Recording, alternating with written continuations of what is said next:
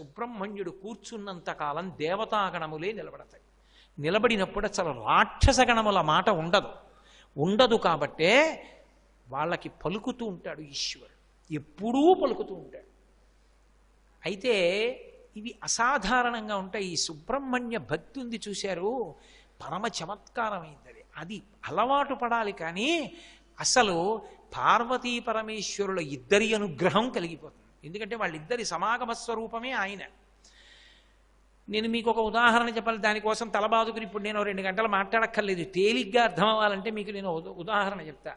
చంద్రశేఖరేంద్ర సరస్వతి మహాస్వామి గురించి తెలియని వాళ్ళు ఉండరు. నడిచే దేవుడిని పేరుగాంచిన మహాపురుషులు, కంచికామకోటి పీఠాధిపత్యం వహించిన ప్రాతస్మరణీయులు. వారిని తరచుగా ఒక ప్రశ్న అడుగుతుండేవారు. మీ అన్నగారే కదా మహాదేవేంద్ర సరస్వతి స్వామి వారు, అంతటి నిష్ఠాగరిష్ఠుడు కదా, అంత వేదం చదువుకున్నారు కదా, అంత గురుభక్తి తత్పరులు కదా, గురువుగారు మసూచితో ఉండగా దగ్గరకి వెళ్ళొద్దు అంటే గురుసేవ కన్నా నా జీవితంలో ఇంకొకటి లేదని కదా గురుసేవ చేశారు. అటువంటి మహాదేవేంద్ర సరస్వతి స్వామి వారు 20 రోజులు కూడా బతకలేదు పీఠాధిపత్యం తీసుకుని. ఆయన 20 రోజులు కూడా ఉండలేదు. అమ్మవారు తీసుకెళ్ళిపోయింది. మిమ్మల్ని శతాయుష్కుణ్ణి చేసింది. మిమ్మల్ని 100 ఏళ్ళు ఎందుకు ఉంచింది? ఆయన్ని 20 రోజులు కూడా ఎందుకు ఉంచలేదు? ఏదో ఉండాలిగా కారణం. ఎందుకు మిమ్మల్ని ఉంచింది, ఆయన్ని ఉంచలేదు? ఏమిటి కారణం అయి ఉంటుంది అని అడిగేవారు. ఆయన ఎప్పుడూ చెప్పేవారు కాదు. ఆయనకి తెలియకనుకుంటున్నారా? ఆయనకి తెలుసు. ఆఖరికి నాకు సరిగ్గా జ్ఞాపకం ఉంటే ఆయనకి 80-90 సంవత్సరాల వయస్సు మధ్యలో మళ్ళీ ఒక అంతేవాసి ఇదే ప్రశ్న వేశాడు. ఆ రోజున ఆయన గొణిగారు, ఒక గొణుగుడు. ఈ ప్రశ్న ఎప్పుడో అడిగా అమ్మని నేనన్నారు. అడిగితే ఆవిడ ఏమందో తెలుసా నాతో? వాడు దైహికంగా పోయాడు, నువ్వు మానసికంగా పోయావు అంది అన్నారు. వాళ్ళకి అర్థం కాలా. ఏమిటి మాట? మళ్ళీ వెంటనే అడిగితే బాగుంటుందా ఆయన్ని?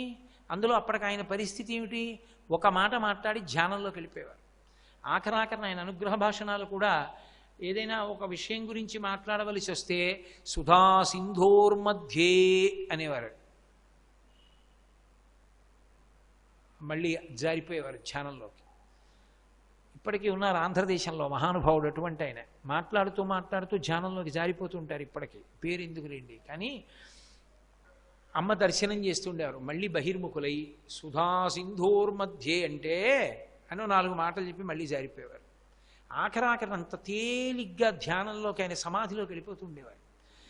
ఆయన ఇంకా అందరూ ఆయన్ని చుట్టూ ఉన్న వాళ్ళు గట్టిగా పట్టుకుంటే పెద్ద నవ్వు నవ్వి ఒక మాట చెప్పారు. వాణ్ణి దైహికంగా పొమ్మన్నాను అన్న మాటకు అర్థం ఏమిటంటే వాడు పరమ వైదిక నిష్ఠాగరిష్ఠుడు. సమాజంలో పాపం ఎక్కువైపోతోంది. ఇందులో ఇమిడి సంచారం చేసి కడగలేవు. అందుకుని శరీరం విడిచిపెట్టేసి నువ్వు విదేహముక్తిని పొంది నాలోకి వచ్చేయని తీసేసుకున్నాను. నిన్నెందుకు ఉంచానో తెలుసా? నువ్వు మానసికంగా చచ్చిపోయావు. అంటే నీకు మనసు లేదు, నీకు రాగద్వేషాలు లేవు. పరిపూర్ణమైన సన్యాసిని తీసి సమాజోద్ధరణ కొరకు నిన్ను పంపాను శక్తినిచ్చి. మానసికంగా నువ్వు చచ్చిపోయావు, దైహికంగా వాడు చచ్చిపోయాడని అమ్మ నాతో అన్న మాటకు అర్థం అది అని చెప్పారు. సుబ్రహ్మణ్య ఆరాధనం గురించి మహాస్వామి చెప్తుండేవారు. సుబ్రహ్మణ్య ఆరాధనలో మహాస్వామి దిట్ట. అసలు ఆయన సన్యాసాశ్రమ స్వీకారం కుమారకోష్టంలోనే జరిగింది. అక్కడ స్నానమే చిట్ట చివరి స్నానం బ్రహ్మచారిగా. కాబట్టి ఆ సుబ్రహ్మణ్యారాధన చేసేటటువంటి వాళ్ళకి లోపల దేవతలు మాత్రమే ఉంటారు, రాక్షస గణములు ఉండవు. రాక్షస గణములు లేని కారణం చేత, దేవతలే ఉన్న కారణం చేత వాళ్ళ కర్మానుష్ఠానం అంతా పరమభక్తి తత్పరతతో నిండిపోతుంది, పరమధార్మికంగా ఉంటారు. అప్పుడు వారి మాట ఏమవుతుందంటే వారు మాట్లాడినది సత్యం అవదు.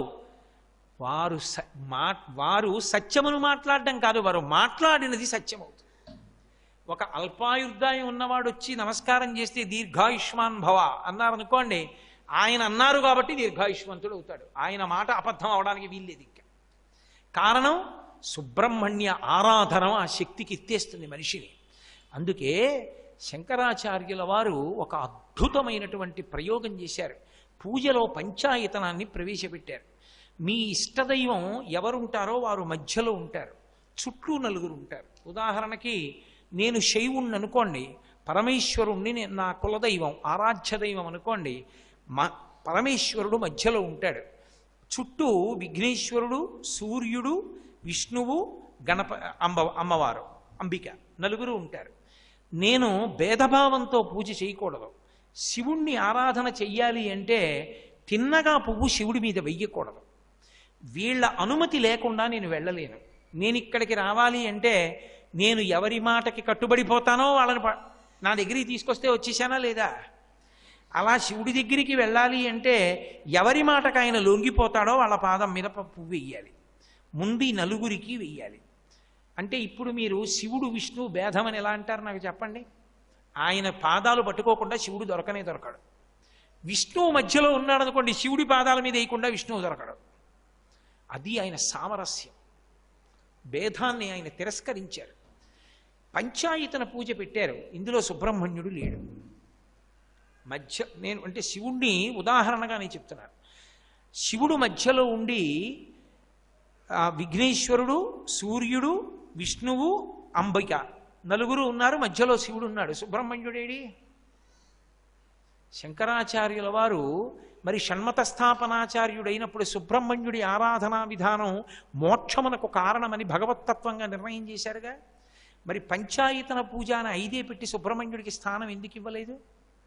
ఎందుకు ఇవ్వలేదంటే కారణం ఒకటే, ఆయన జ్యోతిస్వరూపుడు. జ్యోతియే సుబ్రహ్మణ్యుడు. వీళ్ళ నలుగురి దగ్గరికి పువ్వుడేయడానికి కూడా ముందు దీపం వెలిగిస్తారు. ఆ జ్యోతి ఆయనే. అందుకని ఇది అక్కర్లేదు. అసలు ఇక్కడ జ్యోతి కన్నా ముందు సంధ్యావందనం చేయగానే సమిధాదానం ఉంది, అగ్నికార్యం ఉంది. అగ్నికార్యంలో అగ్నిహోత్రుడు ఆయనే, జ్యోతి ఆయనే.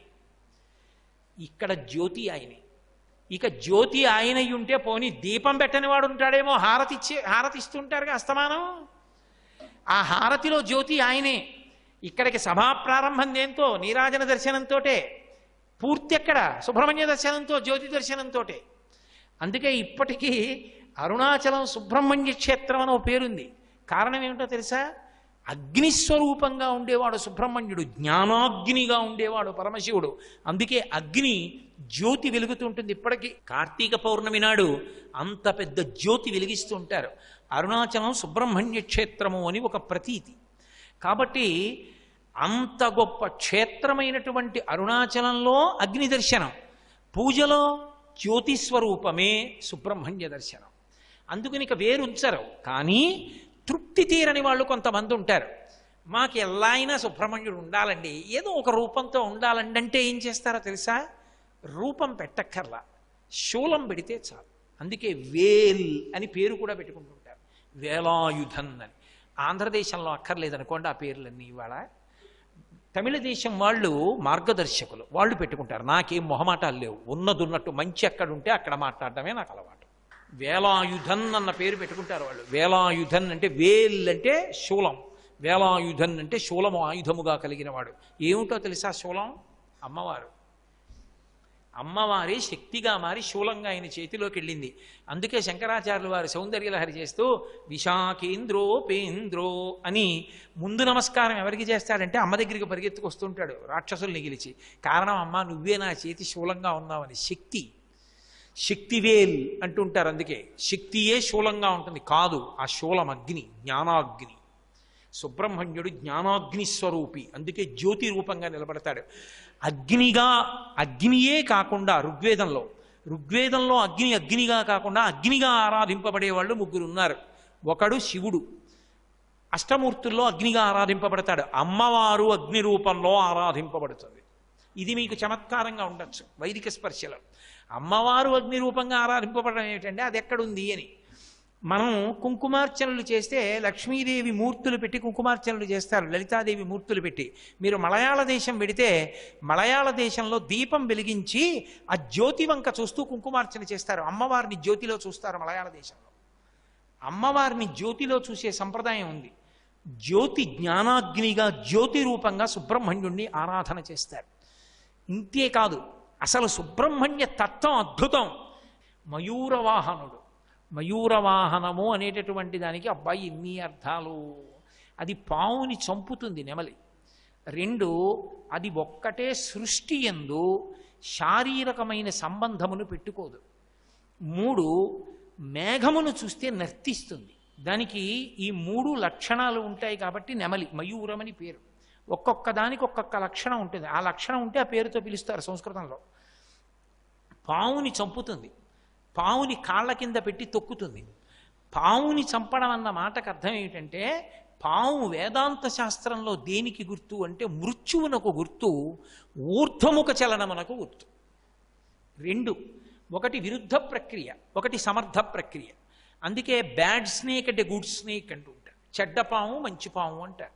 అందుకే మీరు చూడండి, దేవతలందరూ నాగయజ్ఞోపవీత ధారిణం అని నాగయజ్ఞోపవీతం వేసుకుంటారు, పావుని యజ్ఞోపవీతంగా వేసుకుంటారు. నాగాభరణములని పావుల్ని చుట్టుకుంటారు. మీరు వెంకటేశ్వర స్వామి వారిని చూస్తే 7 కొండల మీద నాగాభరణాలు పెట్టుకుని ఉంటాడు. ఎందుకు నాగాభరణం పెట్టుకుంటారంటే, పాము మృత్యువునకు సంకేతం ఒకటి, పాము ఊర్ధ్వముఖ చలనానికి సంకేతం ఒకటి, పైకి వెళ్ళి భగవంతుణ్ణి కలవడానికి గుర్తు. అందుకే మూలాధారంలో చుట్టుకుని పాముగా పడుకుంటుంది, సుబ్రహ్మణ్యుడు పాము రూపంలో ఉంటాడు అని. సరే, అందుచేత మయూరవాహనము అన్నదానికి గుర్తు ఏంటంటే మృత్యువునికి మృత్యు, ఆయనని నమ్ముకున్న వాడి ఆఖరి చావు ఇదే. అంటే ఈ శరీరమే ఆఖరిసారి చచ్చిపోతుంది, ఇక చావడానికి మళ్ళీ పుట్టదు. అంటే మోక్షం ఇవ్వగలిగిన వాడు పావుని చంపే నెమలి మీద ఉంటాడు. నెమలికి భౌతిక సంపర్కం లేదు. నెమలి మేఘాన్ని చూసినప్పుడు వర్షం వచ్చే ముందు మగనెమలి నృత్యం చేస్తుంది. నృత్యం చేస్తున్నప్పుడు దాని కంటి వెంట ఆనంద ధార పడుతుంది. ఆడనెమలి దాని చుట్టూ తిరిగి అది కింద పడేటప్పుడు కింద పడకుండా నోరు పెట్టి పట్టుకుంటుంది, పట్టుకుని మింగుతుంది, మింగితే గర్భధారణ చేస్తుంది. తప్ప భౌతిక సంపర్కం లేదు. నేను సుబ్రహ్మణ్యుణ్ణి, ఎప్పుడు బ్రహ్మజ్ఞానమునందు రమిస్తూ ఉంటాను, భౌతిక సంపర్కం లేనివాడిని. అందుకే ఉత్తర భారతదేశంలో ఆచారకాండకే విశిష్టంగా, అంటే ఇప్పుడు నేను దాన్ని లోతుగా వ్యాఖ్యానం చేయడం సాధ్యం కాదు, ఒక విశిష్టమైన లక్షణం ఉంది. సుబ్రహ్మణ్య దేవాలయంలోకి ఆడవాళ్ళు వెళ్ళరు, అంత బ్రహ్మనిష్టతో ఉంటాడు ఆయన. సన్యాస ఆశ్రమాల్లోకి చీకటి పడ్డాక వెళ్ళరు, సూర్యాస్తమైన తర్వాత. సుబ్రహ్మణ్య దేవాలయంలోకి అసలు ఎప్పుడూ ఆడవాళ్ళు వెళ్ళరు, అంత నైష్ఠిక బ్రహ్మచర్యంతో ఉంటాడని. దక్షిణ దేశంలో ఆచారం లేదు. ఆచారం మారాలి అంటే వేదం ఓ మాట చెప్పింది, శరీరమునకు ఇబ్బంది అయితే ఆచారం మారవచ్చని చెప్పింది, అవకాశం ఇచ్చింది. ఇక్కడ దక్షిణ దేశంలో శివుడికి అభిషేకం చేయాలంటే ఉత్తరీయం తీసి మొలక కట్టుకుని అభిషేకం చేయొచ్చు. కార్తీక మాస పౌర్ణమి నాడో ఎప్పుడో మంచి చలిలో కాశీలో పెడతానంటే ఒళ్ళు కొయ్యబారిపోతుంది. అప్పుడు అక్కడ ఉన్నాయన ఓ పంచె కట్టుకుని దాని మీద ఓ లాల్చీ వేసుకుని దాని మీద ఓ కోట్ వేసుకుని అభిషేకం చేస్తుంటాడు. తప్ప అండి అంటే తప్పు కాదు. ఎందుచేత అంటే ఆచారకాండకి మినహాయింపు ఎప్పుడు ఇస్తారంటే వాతావరణ పరిస్థితుల చేత మినహాయింపుని ఇచ్చింది, వేదం ఇచ్చింది, నేను కాదు. కానీ ఆచారకాండలో వాతావరణ సంబంధం కాకుండా అవతారమునకున్నటువంటి వైభవాన్ని దృష్టిలో పెట్టుకుని ఆలయ ప్రవేశం ఆడవాళ్ళు చెయ్యనిది ఒక్క సుబ్రహ్మణ్యుడి విషయంలోనే. ఉత్తర భారతం అంతా ఆడవాళ్ళు వెళ్ళరు, ఒక్క దక్షిణ భారతదేశంలోనే సుబ్రహ్మణ్యుడికి వెడతారు. అందుకని ఆయనకి అసలు భౌతిక సంపర్కం లేదు. ఆడదాన్ని ఆడదని చూడ్డ, అసలు ఎప్పుడు బ్రహ్మమునందు రమిస్తూ ఉంటాడు. అటువంటి వాడు కనుక మయూర వాహనం మీద ఉంటాడు. మబ్బు కనపడితే నృత్యం చేస్తుంది నెమలి. ఏది నల్ల మబ్బు? భక్తుడు, పరమభక్తుడైన వాడు కనపడితే తాను నృత్యం చేస్తాడు, తాను సంతోషపడిపోతాడు. అంతటి దయార్ద్ర హృదయుడు, అంతటి కారుణ్యమూర్తి. ఆయన కనబడితే భక్తుడు నాట్యం చేయడం కాదు, భక్తుడు కనబడితే ఆయన నాట్యం చేస్తాడు. అంతటి కరుణామూర్తి. ఇది చెప్పడానికి మయూరవాహనం మీద ఉంటాడు, కాలస్వరూపి ఆయన. అందుకే నెమలి మీద ఉంటాడు. నెమలికి పింఛం విప్పే అలవాటు ఉంటుంది, పింఛాన్ని ముడిచే అలవాటు ఉంటుంది. కాలం ఋతువులుగా విచ్చుకుంటుంది, 6 ఋతువులుగా విచ్చుకుంటుంది. అందుకని షడాననుడు 6 ముఖములతో ఉంటాడు. 6 ఋతువులుగా విచ్చుకోకపోతే జీవకోటికి సృష్టి స్థితి లయములు ఉండవు. మీరు చూస్తున్నారు కదా, చైత్ర వైశాఖ మాసములు వసంత ఋతువు, జ్యేష్ఠ ఆషాఢ మాసములు గ్రీష్మ ఋతువు, శ్రావణ భాద్రపద మాసములు వర్ష ఋతువు, ఆశ్వీజ కార్తీక మాసములు శరద్ ఋతువు, తరువాత వచ్చేటటువంటిది హేమంత ఋతువు, తర్వాత శిశిర ఋతువు, తర్వాత మళ్ళీ వసంత ఋతువు. 6 ఋతువులు తిరుగుతూ ఉంటాయి. ఈ ఋతువు మారకపోతే, కాలంలో మాసముల యందు ఋతువు రాలేదనుకోండి, సృష్టి నిలబడదు. కాలస్వరూపంగా ఋతుధర్మంగా పోషిస్తాడు. ఋతు సుదర్శన కాల పరమిష్టి పరిగ్రహ అని విష్ణువుకి పేరు. ఋతురూపంగా మారాలి. ఋతురూపంగా అంటే వసంత ఋతువు వచ్చేటప్పటికి ఆహ్లాదంగా ఉండాలి, గ్రీష్మం వచ్చేటప్పటికి తాపం కలగాలి, విపరీతమైన వేడి పుట్టాలి, అప్పుడు దోమలు ఈగలు పెరిగినవన్నీ చచ్చిపోతాయి. ఆ తర్వాత వర్షం పడాలి, నామరూపాలు లేనివన్నీ నామరూపాలు అవ్వాలి. అప్పటి వరకు భూమిలో పడిపోయిన సీతాఫలం గింజ చెట్టు అవ్వాలి. వర్షం పడితే తప్ప నామరూపాత్మకంగా జగత్తు పెరగదు మళ్ళీ. ఆ తర్వాత వచ్చేటటువంటి ఋతువు శరదృతువు. శరదృతువులో పండు వెన్నెల కాయాలి. పండు వెన్నెల కాసి నేలంతా మిట్టపల్లాలు మళ్ళీ పైకి తేలాలి. నీరంతా కూడా స్వచ్ఛమైపోవాలి. అమ్మవారి ఆరాధనలు లోకంలో విశేషంగా జరగాలి. రాజులు యుద్ధాలకు వెళ్ళాలి. శారదాదేవిని ఉపాసన చేసి విద్యార్థులందరూ కూడా విద్యా సముపార్జన ప్రారంభం చెయ్యాలి. ఉపాసన చేసేటటువంటి వాళ్ళు అమ్మవారిని ఆరాధన చేసి ఉపాసనని మొదలు పెట్టాలి. అందుకే అటూ కాదు ఇటూ కాదు, మధ్యలో నక్షత్రంతో మొదలవుతాయి శారదా నవరాత్రులు. అసలు నిజానికి మొదటి నక్షత్రం ఏది? అశ్విని నక్షత్రం. అశ్విని నక్షత్రంతో మొదలైనటువంటివి ఏవున్నాయో దాంతో మొదలైనటువంటిది ఆశ్వీజ మాసం. ఆశ్వీజ మాసం మొదట ఉండాలా? అటూ కాదు ఇటూ కాదు, 13 నక్షత్రాలు అటు 13 నక్షత్రాలు ఇటు వదిలేస్తే మధ్యలో నక్షత్రం చిత్తా నక్షత్రం. చిత్తా నక్షత్రంతో చంద్రుడు కూడిన చైత్రమాసం మొదటికి వెళ్ళింది. అశ్విని నక్షత్రంతో ఉన్న ఆశ్వీజ మాసం మధ్యలోకి వెళ్ళింది. మధ్యలోకి వెళ్ళిన ఆశ్వీజ మాసం దగ్గర శారదా నవరాత్రులు మొదలు. అంటే ఉపాసన ఎక్కడ అంటే ఋతువుని బట్టి కాలాన్ని బట్టి మొదలవుతుంది. దక్షిణాయనంలో శారదా నవరాత్రుల దగ్గర ఉపాసన మొదలవుతుంది. అక్కడ నవరాత్రులు మళ్ళీ ఉత్తరాయణ పుణ్యకాల ప్రవేశమునకు ముందు వచ్చేటటువంటి వసంత నవరాత్రుల యందు పూర్తయిపోతుంది. అదొక చక్రం ఉపాసనలో. మళ్ళీ నవరాత్రి చక్రంగా తిరుగుతుంది. ఈ తిరిగేటప్పుడు ఈ ఋతుధర్మం ఆవిష్కరింపబడకపోతే అసలు మీకు ఉపాసన నడవదు, ఆంతరవృద్ధి ఉండదు, బయట వృద్ధి ఉండదు. మొక్కలు పెరగవు, కాయలు కాయవు, పళ్ళు పండవు, చల్లతనం ఉండదు, వెన్నెలు ఉండదు. ఎప్పుడూ ఎండే కాసేసింది అనుకోండి, నీళ్ళు ఎక్కడుంటాయి? ఆవిరైపోతాయి. ఎప్పుడూ వర్షమే కురిసేసింది అనుకోండి, అప్పడాలు ఎలా పెట్టుకుంటారు, బట్టలు ఎలా ఆరేసుకుంటారు?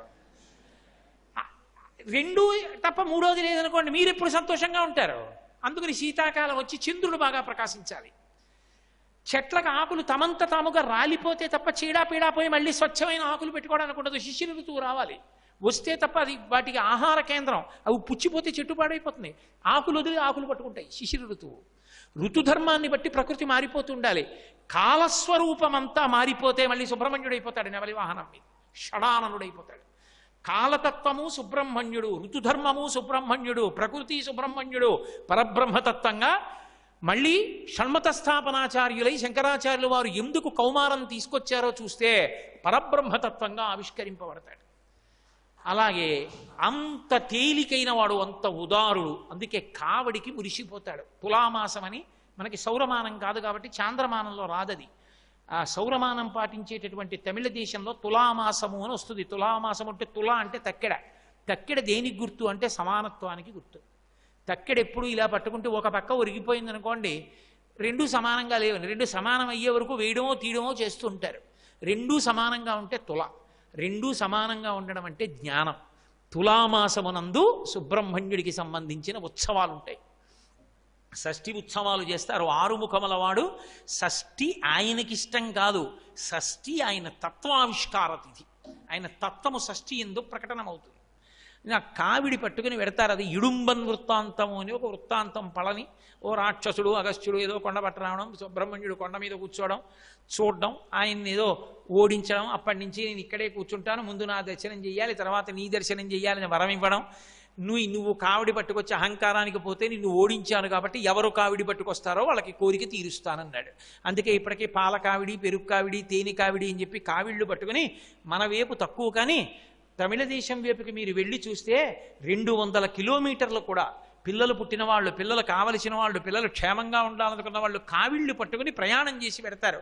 కావిళ్ళు పట్టుకుని వెడుతున్న వాళ్ళకి అన్నం పెట్టడానికి అన్నశాలలు ఏర్పాటు చేసి వంటలు వండి అన్నం పెడుతుంటారు. మా కంచిశంకర్ వంటలు చేయిస్తూ ఉంటాడు, అప్పుడప్పుడు చేయించి పెడుతుంటాడు ఈ కావిడి ఉత్సవంలో వెళ్ళే వాళ్ళకి. అంత అద్భుతమైన ఉత్సవాలు ఉన్నవాడు, మహనీయమూర్తి, అభిషేకాన్ని పొందేటటువంటి వాడు, చందనాలంకృతుడు. ఎన్ని విశేషాలు ఆయనకి సంప్రదాయంలో, ఆరాధనలో. అంత గొప్ప మూర్తి. కాబట్టి ఇక నేను ఎంతకని చెప్పడం, చాలా గొప్పవాడు అని ఒక్క మాటని. ఆయనకి మనం చెయ్యగలిగినది ఏమిటి అంటే త్రికరణ శుద్ధిగా అంజలి ఘటించదభూసురాన్వయమణి సద్బంధు చింతామణి మనకి రుక్మిణీదేవి నేర్పింది కదూ. 5 జ్ఞానేంద్రియములు, 5 కర్మేంద్రియములు, ఈ రెండిటిని చేర్చి 11వదైనటువంటి బుద్ధిని చేర్చి ఇలా ఉంచి నమస్కరిస్తే 11ంటిని ఆయన ముందు ఇలా పెడితే చాలు, సంకేతపరంగా అనుగ్రహిస్తాడు. ఏ మాట అక్కర్లేదు. అంత గొప్ప తత్వం సుబ్రహ్మణ్య తత్వం. నేను ఇంకా సుబ్రహ్మణ్య తత్వము సంతానకారకత్వము, సుబ్రహ్మణ్య తత్వము వేదనాదము, అసలు అద్భుతం అది. ఇప్పటికీ మోపిదేవిలో ఆశ్చర్యం జరుగుతుంది. ప్రధానమూర్తి కింద కలుగులో ఉంటుంది పాము, అందులో ఉంటాడు. వాయువుని వింటూ ఉంటాడు, వేదనాదాన్ని వింటూ ఉంటాడు. మంత్రాలు చదివేటప్పుడు దోషం ఎక్కువ వచ్చిందనుకోండి, స్వరంలో దోషం, కోపం వచ్చేస్తుంది. ఎవరిని ఏం చేయడు, కోపం వచ్చి అలుగుతాడు. అలిగి కలుగులోంచి బయటికి వచ్చేస్తాడు. బయటికి వచ్చేసి ఎదురుకుండా తొట్టు ఉంటుంది, అందులోకి పోయి పడుకుంటాడు. నేను లోపల ఉండనంటాడు. నాదం తప్పు వస్తోంది, స్వరం తప్పు వస్తోంది, నేను విన్నా మంత్రం అంటాడు. అప్పుడు వచ్చి మళ్ళీ స్వరంతో చదువుతారు మంత్రం. చదివి తప్పు అయిపోయిందయా క్షమించు, నీ యథాస్థానాన్ని చేరమని అడుగుతారు. అప్పుడు ఒకసారి మళ్ళీ ఆ బుట్టలోంచి పైకి లేచి మళ్ళీ వెళ్ళిపోతాడు. అందరూ చూస్తుండగా జరుగుతుంది మోపిదేవిలో. నేను అబద్ధం చెప్పాను అనుకుంటున్నారేమో, మీరు కావాలంటే అర్చకుల్ని వెళ్ళి అడగండి. కిందే ఉంటుంది కలుగు, అందులోనే పడుకుని ఉంటాడు. అందరూ చూస్తుండగా బయటకు వస్తాడు. స్వరం తప్పినా, అనాచారం ఎక్కువైపోయినా బయటకు వచ్చేసి అలకపాన్ పెక్కి పడుకుంటాడు. మళ్ళీ వెళ్ళి వేదం స్వరంతో చెప్తే లోపలికి వెళ్ళిపోతాడు. ఆ నాదాన్ని ఇష్టపడతాడు కాబట్టి సర్పరూపంలో పడుకుంటాడు. చిన్న అపరాధం జరిగింది, ఒకసారి బ్రహ్మగారిని నిగ్రహించాడు. ఆ కారణానికి వచ్చి పుట్టలో పడుకుని ధ్యానం చేశాడు. అగస్త్యుల వారు కనిపెట్టారు, అది మోపిదేవి క్షేత్రం, కృష్ణా జిల్లా. వేదనాదానికి అంత ఇష్టపడతాడు. అందుకే వేదం చదువుకున్న వాళ్ళు, వేదాన్ని ఆమ్నాయించేసేవాళ్ళు ఎక్కడుంటారో అక్కడక్కడ సర్పరూపంలో తిరుగుతూ ఉంటాడు. నాకు ప్రత్యక్షంగా తెలుసు. నేను కాకినాడ పట్టణంలో ఎక్కడ ఉంటున్నానో అక్కడే వెంకటనగర్లో రాష్ట్రపతి అవార్డు గ్రహీత మహానుభావుడు, గొప్ప వేద పండితుడు ఉండేవారు.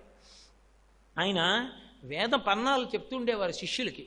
ఒక ప్రత్యేకమైన భాగం చెప్పేటప్పుడు ఆయన మడిబట్ట కట్టుకుని, శిష్యులు కూడా మడిబట్ట కట్టుకుని వచ్చి కూర్చుంటే పాఠం చెప్పేవారు. ఆయన వేదంలో ఆ మంత్రాల్ని మడి కట్టుకుని చెప్తున్నప్పుడు అంత జనసమర్థమైన ప్రదేశం, మేమున్న ప్రదేశం, ఎక్కడి నుంచి వచ్చేదో కూడా తెలియదు.